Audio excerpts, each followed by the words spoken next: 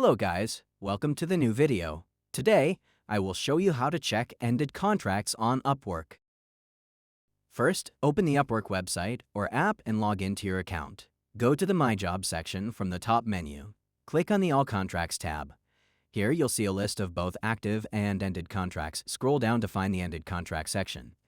Click on any contract to view its details and feedback. If this video was helpful, don't forget to subscribe to the channel.